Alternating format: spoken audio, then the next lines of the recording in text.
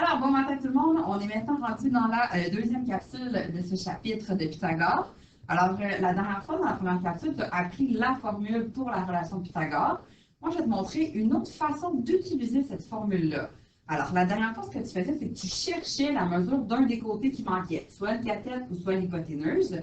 Mais là, tu vas voir que ce que je vais faire ici avec toi, on connaît déjà les trois côtés. C'est pas ça qu'on va se demander comme question. Alors, ce qu'on va faire, alors, voici ici, par exemple, on a un triangle rectangle. N'oubliez pas que c'est toujours dans les triangles rectangles. Mais là, ici, on me demande, est-ce que ce triangle-là est un triangle rectangle? Et là, bien, on va utiliser la relation de Pythagore pour pouvoir répondre à la question si oui ou non, ça, les mesures qu'on va donner, ça forme un triangle rectangle, ou bien est-ce que ça forme plutôt une autre sorte de triangle? Alors ici, puisque les trois sont différents, bien, ça formerait un triangle scalène. Alors, on va aller vérifier, est-ce que c'est un triangle scalène ou bien est-ce que c'est un triangle rectangle? Alors, voici ce que je vais faire. Je vais commencer, ben, tu n'es pas obligé, mais moi, je vais commencer par faire un triangle. Des fois, c'est plus facile de visualiser. Alors, dans ces trois mesures-là, laquelle des trois, est-ce qu'il faut absolument que je place à une place particulière? Bien, c'est le 9. En le 9, je suis obligée d'aller le placer à quelque part. C'est où que je dois aller le placer? Bien, à l'hypoténuse, hein? Parce que je te rappelle que l'hypoténuse, c'est le côté le plus long. Alors, le 9 cm, lui, je suis obligée d'aller le placer à l'hypoténuse.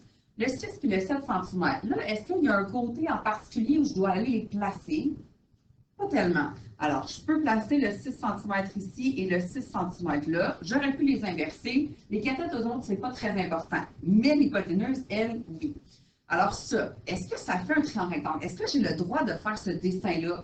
Ou est-ce que j'aurais plutôt dû faire un triangle comme ça, qui ressemble plus à un triangle scalène? Bien, je vais aller vérifier. Comment je vais faire ça?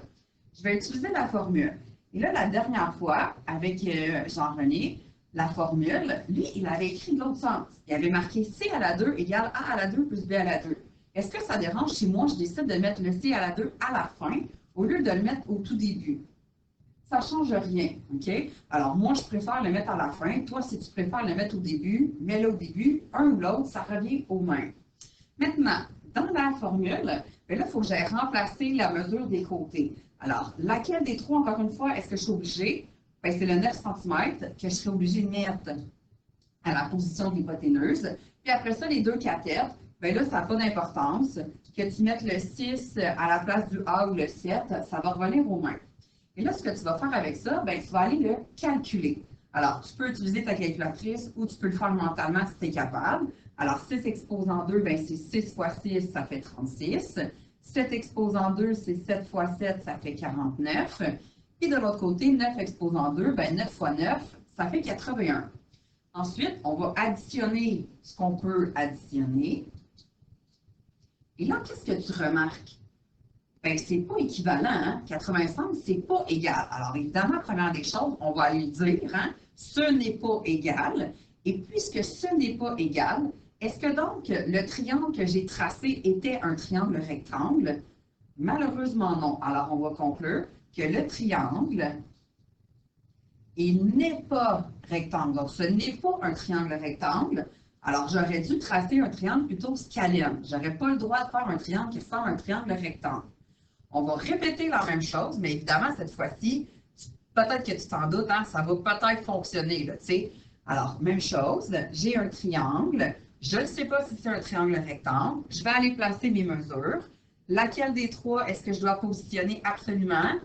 Bien, c'est le 25 cm sur le côté de l'hypoténuse. Après ça, bien, les deux autres, le 7 et le 24 sur les cathètes, un ou l'autre, ça revient au même. Encore une fois, je commence et j'écris la formule. Et là, dans la formule, bien, je vais aller remplacer la mesure de mes côtés. Alors, n'oubliez pas le 25, je suis obligée de le placer avec l'hypoténuse. Puis après ça, bien, je mets les deux autres à la place des cathètes. Et là, bien, je fais la même chose que j'ai fait tout à l'heure. Je vais aller calculer ça. Donc, 7 exposant 2, bien, c'est 7 fois 7. Ensuite, 24 exposant 2, si tu n'es pas capable de le faire mentalement, évidemment, tu peux prendre ta calculatrice. Puis, même chose pour le 25 exposant 2. Calcule-le mentalement ou avec la calculatrice. Ensuite, on fait l'addition. Alors, 625. Et là, ben, qu'est-ce que tu remarques? Bien que là, j'obtiens la même chose de chaque côté. Donc, qu'est-ce que ça veut dire? que la relation de Pythagore fonctionne. Et si elle fonctionne, maintenant, j'ai le droit ici d'aller mettre un angle droit parce que là, maintenant, je suis certaine que ce triangle-là est un triangle rectangle. Alors, évidemment, la conclusion ici, ce sera que le triangle est rectangle, donc il y a bel et bien un angle droit. C'est pour ça que la relation fonctionne. Ici, elle ne fonctionne pas parce que ce n'était pas un triangle rectangle. Alors ça, c'est ce qu'on appelle la réciproque de la relation de Pythagore. Au lieu de trouver un côté, on va trouver est-ce que c'est un triangle rectangle. Alors, ici, bien, on te remarque en fait ce que je viens de dire justement, que la relation de Pythagore, elle s'applique à tous les triangles rectangles, peu importe que ce soit petit, gros, écrasé, étiré, aplati, là. Et la relation de Pythagore, si je l'utilise à l'envers, donc si je fais sa réciproque, ben, c'est justement, je vais trouver des triangles qui sont rectangles, si évidemment, ici, j'arrive au même résultat. Sinon, ben, j'aurai deux réponses différentes. Là, ben, je pourrais dire que ce n'est pas un triangle rectangle. Ce que tu auras à faire, toi, maintenant, c'est cette page-là. Donc, je vais faire un exemple pour te montrer comment ça fonctionne, puis ça sera à toi de faire les autres ensuite. Alors, je t'ai donné des triangles, donc je t'ai donné 3 côtés pour un triangle. Et là, ben, ce que je te demande, en cercle, lesquels sont des triangles rectangles là-dedans? Alors, la dernière fois, dans la première capsule, Jean-René vous a présenté une façon plus rapide de le calculer à la calculatrice. Hein? Vous n'êtes pas obligé de faire toute la démarche nécessairement. Alors, évidemment, vous allez pouvoir le faire. Alors, si j'en fais un avec toi, juste pour te montrer. Alors, dans celui-là, là, faites attention, hein? N'oubliez pas que les côtés, il y en a un qui est particulier et c'est le plus grand. Alors, il faut que tu te rappelles que le plus grand des 3 nombres, parce que des fois, ils ne sont pas toujours placés en ordre, hein? Alors, ça ne doit pas te faire piéger. Alors, le plus grand, ben, c'est l'hypoténuse. Alors, toi, ce que tu dois vérifier, c'est est-ce que 4 exposant 2 plus 9 exposant 2, ben, oups, est-ce que ça fait 10 exposant 2? Alors, tu peux le faire rapidement sur la calculatrice parce qu'ici, je ne te demande pas d'écrire la démarche. Alors, vérifie, est-ce que ça, c'est bel et bien vrai? Si c'est vrai, ben, tu l'encercles et tu me dis que c'est un triangle rectangle. Si ça ne fonctionne pas, ben, tu ne l'encercles pas. Alors, tu as simplement à les calculer et à encercler lesquels sont des triangles rectangles. C'est la même chose ici en dessous. Alors, tu dois aller vérifier, est-ce que ce sont des triangles rectangles? Fait que tu fais comme je viens de le faire avec toi dans la page précédente. Tu vas aller essayer la relation de Pythagore et tu vas faire sa réciproque. Donc, tu vas remplacer par les 3 chiffres ou les 3 nombres, puis tu vas vérifier si c'est des triangles rectangles. Si oui, ben, tu pourras les encercler. Alors ça, je te laisse les essayer et à la fin de ton cahier, hein, je vous rappelle que vous avez les solutions. Alors, vous allez pouvoir vous corriger là, pour savoir si c'est bien, bel et bien des triangles rectangles. Alors, maintenant, ce que je vais faire avec toi, c'est te parler des triangles rectangles qui sont remarquables. Alors, qu'est-ce qu'ils ont de remarquable, ces triangles-là? Eh bien, c'est parce que quand on fait la relation de Pythagore, hein, tu as vu probablement là, avec les exercices que tu as fait dans la première capsule, que quand tu fais ton calcul, à la fin, tu obtiens très, très, très souvent des nombres à virgule qui sont irrationnels, hein, parce que c'est des nombres différents, c'est pas toujours le même nombre qui se répète. Alors, les triangles rectangles qui sont remarquables, c'est qu'en fait, eux autres, quand on va calculer la mesure de leur côté, les côtés vont donner des mesures qui sont des nombres naturels. Les nombres naturels, je te rappelle que ce sont les nombres que tu connais là, depuis que tu es tout petit, 1, 2, 3, 4, 5. Là, hein?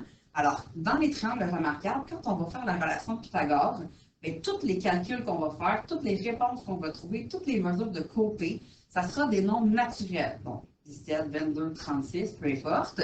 Et quand ça va arriver, les 3 mesures qu'on va trouver, on va appeler ça un triplet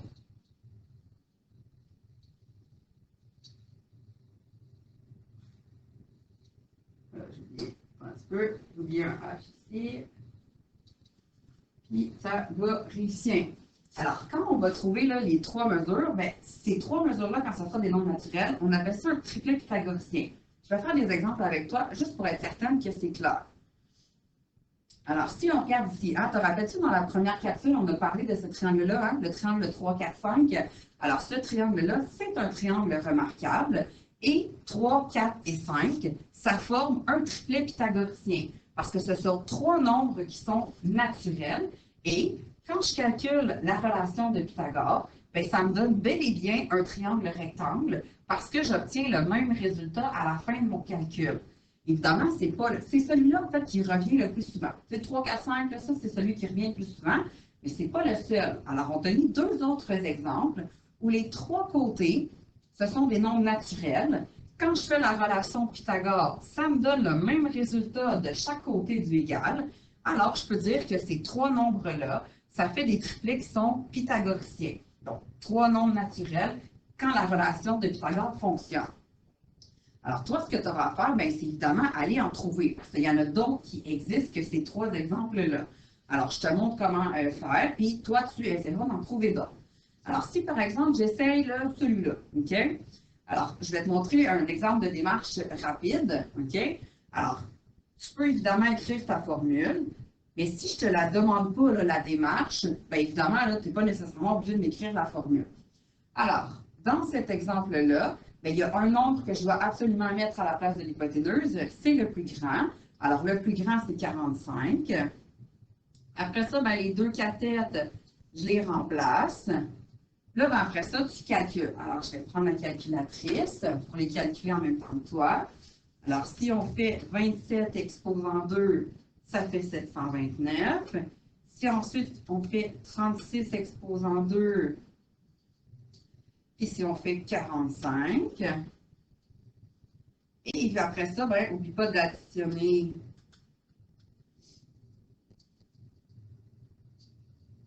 alors, comme j'obtiens la même chose, je peux dire que la relation de Pythagore, elle fonctionne.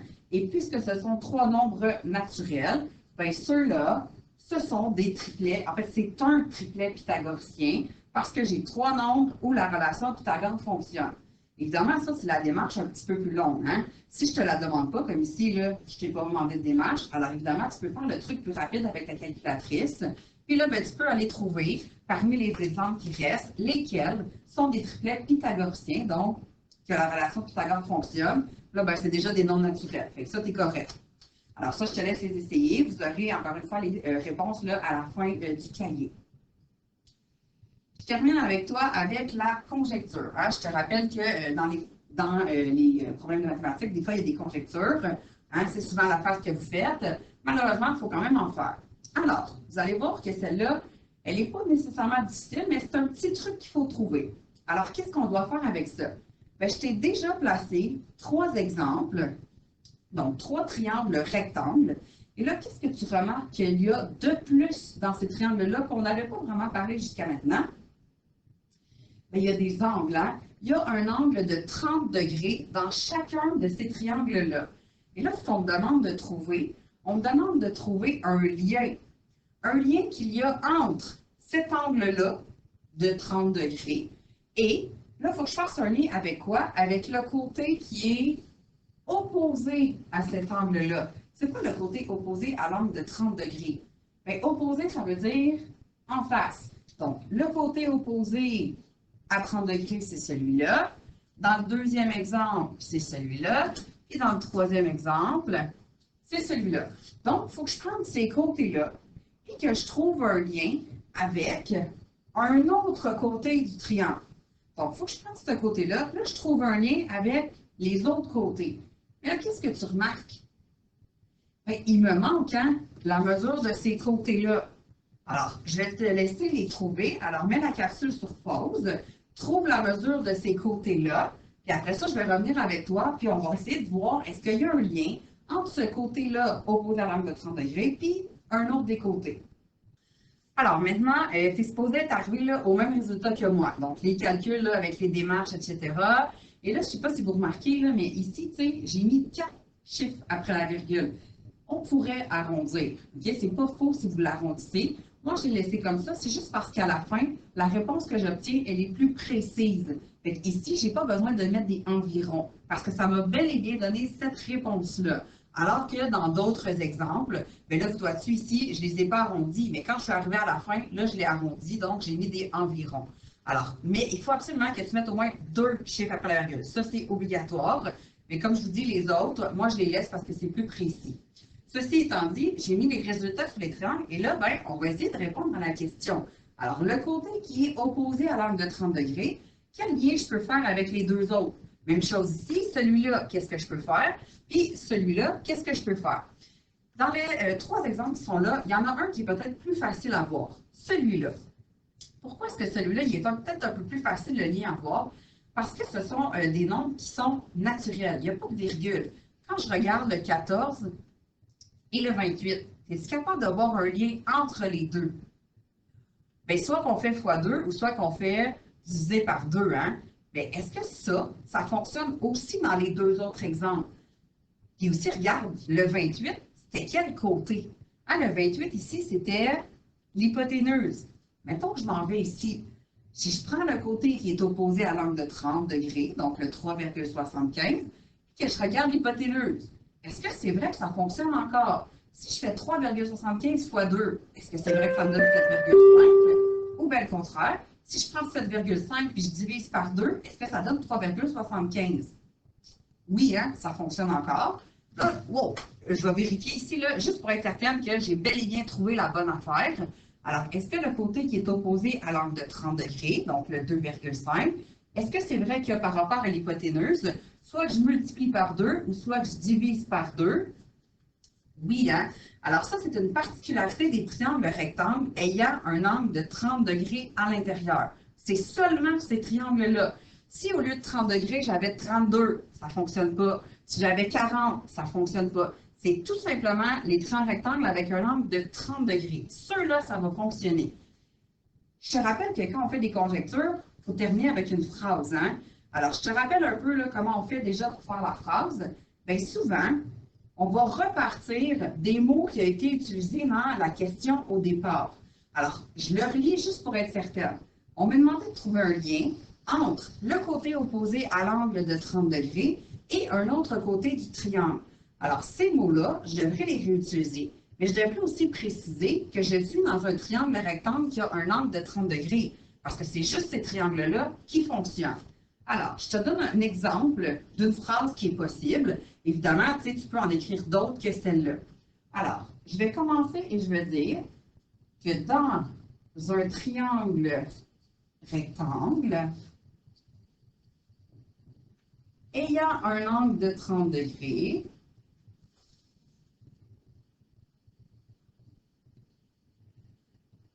bon, alors là, je suis en train de dire dans quoi est-ce que je suis. Dans un triangle rectangle qui a un angle de 30 degrés. Là, je vais parler maintenant du lien que j'ai trouvé. Alors, voici ce que je vais écrire. Et ensuite, je vais regarder avec toi, tu vas voir qu'il y a d'autres choses qu'on aurait pu écrire qui auraient pu aussi fonctionner.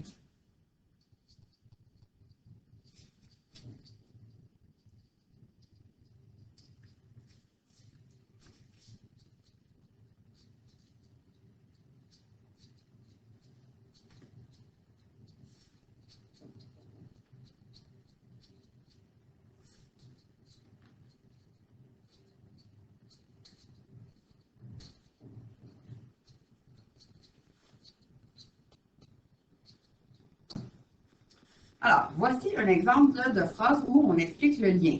Alors, moi, ce que j'ai dit, dans le triangle rectangle qui a un angle de 30 degrés, bien, la mesure de l'hypoténuse... Angélique Lucier, demandez au secrétariat. Angélique Lucier, demandez au secrétariat. Alors, voilà un exemple de phrase là, qui est possible d'écrire. Tu vas voir qu'il peut y en avoir plusieurs qui seraient bonnes. Dans un triangle rectangle qui a donc un angle de 30 degrés. Ça, c'était mon début de phrase. On se situe dans quoi est-ce qu'on se trouve. Et après ça, j'explique le lien que j'ai trouvé. Alors, ce que j'ai trouvé, c'est que la mesure de l'hypoténuse, c'est le double de la mesure du côté opposé à l'angle de 30 degrés. Alors, ici, je te rappelle, ce côté-là, l'hypoténuse, c'est le double du côté opposé. Ce fois 2 et celui-là fois 2. Ça, c'est un lien. Mais, ici, est-ce que j'aurais pu dire que la mesure du côté opposé à l'angle de 30 degrés, c'est la moitié de l'hypoténuse? Oui. C'est une autre façon d'écrire la phrase à la fin qui aurait été bonne, parce que de faire le double ou de faire la moitié de l'autre sens, ça revient au même. Alors, n'oubliez pas, quand vous écrivez à la fin, d'écrire le plus de renseignements possible pour être sûr que votre lien soit clair, puis qu'on sache dans quoi est-ce qu'on se situe. Donc, un triangle rectangle ayant un angle de 30 degrés. Alors, voilà pour la conjecture. Maintenant, toi, ce qui va te rester à faire, bien, je te rappelle qu'ici, tu as à terminer des exercices. Puis à la page d'avant aussi, tu avais des exercices à finir. Alors ça, c'est à finir en devoir. Puis évidemment, bien, vous avez les réponses à la fin du cahier. Voilà, bonne journée!